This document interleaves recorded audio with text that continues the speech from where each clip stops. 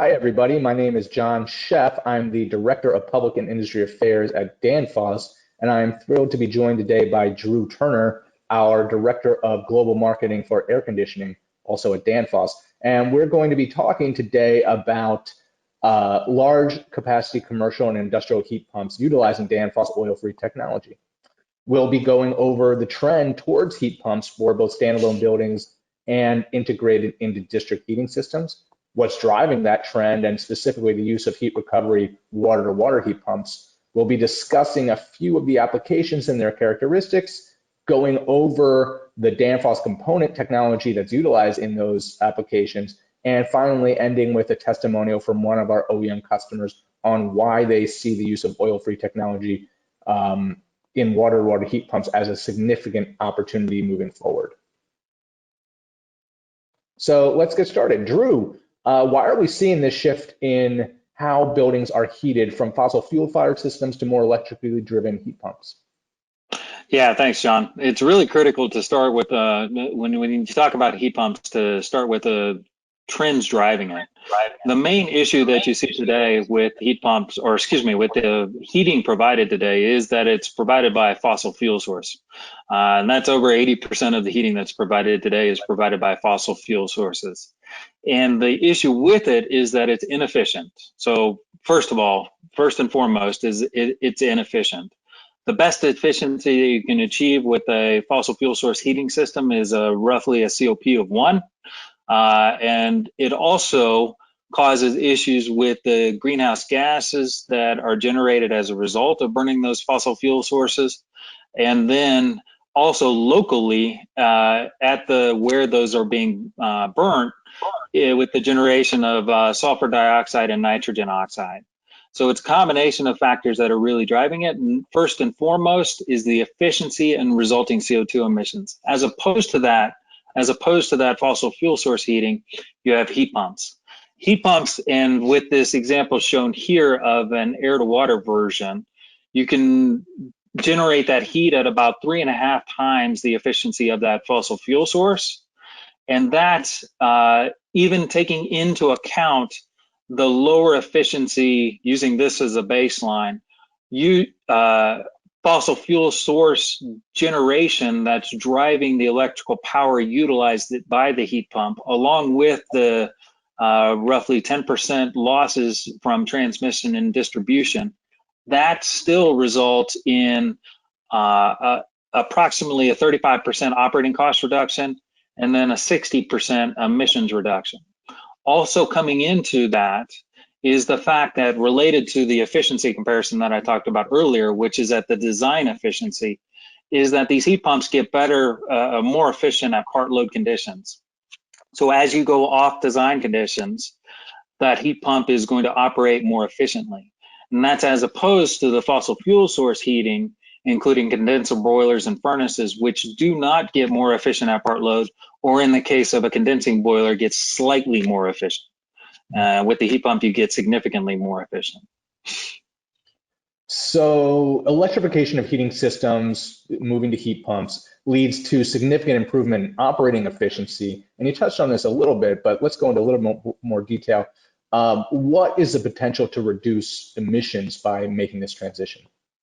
Yeah, it's really critical because this is the number one factor. You know, the efficiency comparison is critical, but the number one factor that's really driving the growth of heat pumps and the opportunity for heat pumps is that you need to, if you're going to decarbonize heating, you need to have a more efficient solution, but you also need to decarbonize the energy source utilized for them. So it's an incremental opportunity of the efficiency of the heat pump and then the decarbonization of the power generated to be utilized by the heat pump. And how you do that is, of course, replacing that combined cycle in the example shown on the previous slide, replacing that combined cycle natural gas plant with renewables. Most prevalent today and what's accelerating in terms of growth is the use of wind and solar. And that's what really generates the decarbonization potential, the additional decarbonization potential of implementing heat pumps. And that's what we show on the next slide, is that potential. So with the heat pumps and the implementation of them, as you integrate in more renewables into that power generation portfolio, that decarbonization potential increases. What we've seen in the last few years is about 1%, on average, about 1% per year growth of the use of renewables in the US. You also see that same roughly 1% growth of renewables in Europe, but they're about 10% ahead of the US. So the decarbonization potential, and this is the main point, as you implement in more renewables from about the 20% that the US is at today, in the 30% that on average the European market is at today, that increases the corresponding carbon emissions reduction from implementing or decarbonizing heating by implementing heat pumps. So as renewables become an increasingly large part of the grid, the carbon reductions will compound from the increase in efficiency and the phasing out of fossil fuel generation.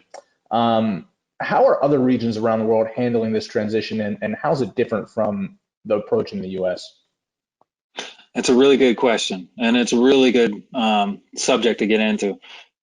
What we see in Europe is that district energy in general, but especially district heating, has become more prevalent. District heating actually originated here in the US back in the Edison days, roughly 120 years ago. But since that time, it's evolved in the European market to where they're very efficient at generating heat with a district energy grid serving multiple customers from centralized plants. What's shown here is an example of that grid. So in this example, it also shows the power generation coming in to the district heating grid, and as well, a district cooling grid that can be operated or implemented in parallel to that district heating grid. That is pretty rare today, that combination of the two, but we see it more, we see the growth of it more happening in the future. With that district heating grid, what you see is that there's generally a combination of centralized heat pumps and distributed heat pumps, and I'll come back to more of that later. But specifically with the with the district heating grid, you have the centralized heat pumps or distributed heat pumps serving a supply and return line. So that district heating system has that, as shown here with the red line and yellow line, the district heating supply and district heating return line going to each of the customers in that grid or in that network. And that piping is generally a combination of that district heating supply and district heating return in a single insulated pipe.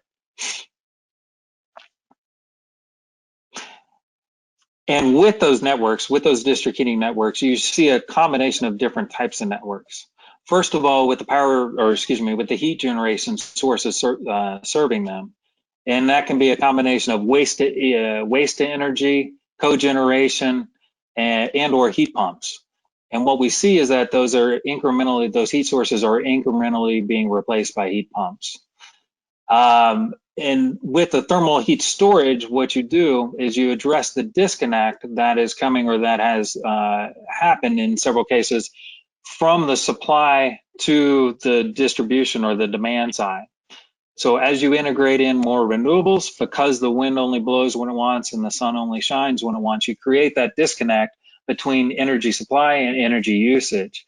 A district heating grid, based on the combination of factors of the thermal flywheel effect of the loop size itself, along with the options that it creates for integrating thermal heat storage, is a critical factor. But it also, that district heating grid, and this is why you see growth of it in Europe, and we're projecting that it's going to happen significantly in other regions as well. It creates the opportunity for multiple heat recovery opportunities to then boost up with a heat pump to supply to the district heating network. With those networks, you see a wide variety of them, including those shown with the line network, the mask network, or some combinations of those. Yeah, and so clearly these networks, Drew, give the opportunity for really high efficiency, sharing resources, utilizing heat recovery, innate thermal storage, adding more storage. And so the opportunities for efficiency are really there. But traditionally, these district networks have relied on fossil fuel power generation, right? That is correct. And that's the issue. And that's the opportunity that we see today. What's happening today is that those heat sources are being replaced by those former high emissions heat sources, such as waste to energy and cogeneration plants and other heat sources and boilers and furnaces are being replaced incrementally by heat pumps. And when they do that, they can do it with a combination of two different methodologies or a combination of them. And those include centralized district heating heat pump plants or decentralized district heating heat pump plants focused on the heat recovery, the distributed heat recovery applications that can be utilized for them. Specifically with the centralized district heating heat pump plants, what we see is that they're generally in the 20 to 40 megawatt range, and that the heat recovery water temperatures utilized for them are in the 0 to 10 degrees Celsius range. They're generally utilizing some form of centralized heat recovery heat source, such as ambient water or seawater. And with that, that's what drives that lower temperature heat recovery heat source. An important side note here is any heat pump is going to get less efficient the more work it has to do. And that's as opposed to those higher emission heat generation sources, such as a cogeneration plant. Cogeneration plant or a boiler or a furnace, it doesn't care what temperature it generates. It's going to be at about the same efficiency. But a heat pump is going to get about 2% less efficient for each 1K differential increase that it has to do. So it's critical to operate with higher temperature heat recovery heat sources if possible. That in turn is driving the focus on decentralized heat recovery heat pump plants. Those are generally in the 2 to 10 megawatt range, but more critical is the fact that they recover that heat at about 10 to 20 degrees Celsius, or at a higher temperature than those centralized sources. Distributed systems, and why are utilities moving more in that direction? Yeah, so with the distributed systems, they're moving more in that direction because of that higher temperature and higher efficiency that is possible with it. So with the distributed model, you have a combination of heat recovery opportunities with industrial process, data center, food retail, hospital, just as a few examples. All of those heat sources, though, are providing higher heat recovery heat source temperature, but also providing cooling to the application. Both of those mean a more efficient system. And that's why we see that they're now focusing more from those centralized district energy heat pumps to more of the distributed model. With the distributed heat pumps, what we also see is that there's the opportunity to optimize the system to those applications. And actually, this is true for the centralized as well. But the higher efficiency that we talk about that's possible with the distributed model, it is also optimized or increased by optimizing the system architecture and system design for it. With these distributed district energy or district heating heat pumps, what we figured out is that some combination of our medium pressure or medium lift optimized compressor designs implemented in a heat pump in combination with a high lift or high differential temperature optimized heat pump or compressor designs in a heat pump provides that optimal efficiency. And that's in a series counterflow arrangement with the heat pumps. So for this example, shown here, showing the district heating return coming back at 40 degrees Celsius and supplying the cooling to the industrial process facility at 1 degree Celsius, and then supplying the district heating system at 67 degrees Celsius. This stage series counterflow architecture with a combination of those medium pressure optimized and high lift optimized compressors is the optimal efficiency solution for that. And so, Drew, why is combining heating and cooling into the same system so much more efficient and much more cost effective? Absolutely, it's a critical factor. As I mentioned, with the heat recovery temperatures, what it drives is a higher heat recovery temperature. But the reason it drives a higher temperature heat recovery is because you're also providing cooling to that facility. So whether it's a food retail facility or a data center or an industrial process, it's recovering heat off a cooling process. And we call this symbiosis, right? The natural progression of electrification, and as we see it, electrification of heating, is the realization that both cooling and heating are just moving heat. When you realize that, you integrate in those systems and you serve both the cooling load at that distributed load, and then you recover the heat to the district heating system, but you get the benefit of both. That's a major point.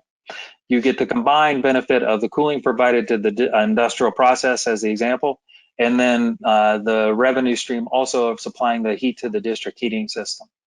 That in turn, of course, drives higher efficiency because you get the combined capacity of the cooling with the heating, and then all of that divided by the power draw of that heat pump.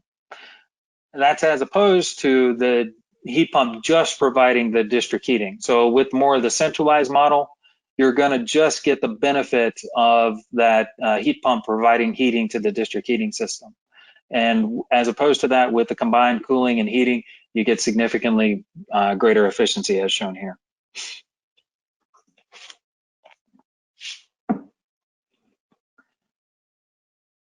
The other point that we like to make with these applications is that our compressors are optimized to those designs. So there's a number of reasons that we see the water-to-water heat pump design providing both cooling and heating to an application as the best solution, and some combination of our compressors implemented in the heat pumps to serve them. But it's also our main focus because that's the main capability that we have today. So this slide shows an example of our operating map for the new high lift compressor designs. And it shows the specific operating point for that district heating heat pump application, recovering or getting the heat from that cooling operation returned at 16 degrees Celsius and returning it to, the source temperature coming out of the evaporator of that heat pump going to that industrial process at 15 degrees Celsius or 16 degrees Celsius, and then coming in suction to the compressor at 15 degrees Celsius. That in combination with the y-axis that shows the discharge temperature coming out of the compressor. The main point here is that we can provide those higher district heating temperatures, such as around 67 degrees Celsius hot water, with these compressors today. That's as opposed to the next slide, which shows that we can do air-to-water heat pumps today with these new higher lift, higher differential temperature capability compressors, but you're going to be somewhat limited in the heating temperatures that you can provide. That's based on a combination of another factors related to the centralized versus decentralized heat pump issue that I was talking about earlier. If you're recovering heat from seawater or from air, it's in general going to be at a lower temperature source than if you're recovering it from the cooling of an industrial process or a data center. And this example shows that if you're recovering heat from the air and it's operating at on a cold day at 0 degrees Celsius, you have that lower heat transfer efficiency of an air to refrigerant coil, driving that 7K differential to a lower temperature discharge temperature capability of around 52 degrees Celsius on the high side. And then that in turn enables about 50 degrees Celsius on the hot water side. So this is the other reason that we see water-to-water heat pumps as the best opportunity, and specifically for this technology, because you're going to be somewhat limited. And that's true for most technologies as well. You're going to have some limitations on that capability for the lower ambience and the air-to-water version. So speaking of technologies, and you touched on the compressors already, Drew, but can you talk a little bit about what components Danfoss offers for these applications? Yeah, and absolutely. Thank you for the question, because I already talked enough about the compressors. You know, we have a broad portfolio of oil-free turbocore compressors for these applications, but we also have a broad and expanding portfolio of other components. And in the end, what it drives is about 50 to 70% of the total value of a heat pump that we can provide. Ultimately, Danfoss does not build the heat pumps. We build the components that goes into the heat pumps. But the broad portfolio includes, and broad and expanding portfolio includes electronic controls, sensors and system protections, and drives, filter dryers, sight glasses, solenoid valves, and heat exchangers. But the critical note here is that in addition to the broad portfolio that we have today, we also design, test, and optimize these to the applications that we're utilizing them in, whether it's a heat pump application or a chiller application, et cetera. The main point that we like to make is that not all components that can be used in an oil-free system or any chiller system for that matter are the same. That Danfoss designs, tests, and optimizes them to the specific application to make sure that they're going to provide the best reliability and the best efficiency. Yeah, I think that's a great point. I mean, we are a component supplier, but we understand how all these components work together in specific applications, and so we really are a partner for our OEMs, and we'd like to work with them closely. Great point there. Well, thanks, Drew. I appreciate your time. This was a great discussion, and I think it's a relevant one because we're definitely going to see this trend continue as we move into the future. And I'd like to thank everybody out there for joining us for this presentation. We're now going to move into our Q&A session in a dedicated virtual room. If you want to ask a question, please click the link our moderators are sharing in the public chat, and we'll see you in a moment. Thanks again. Bye.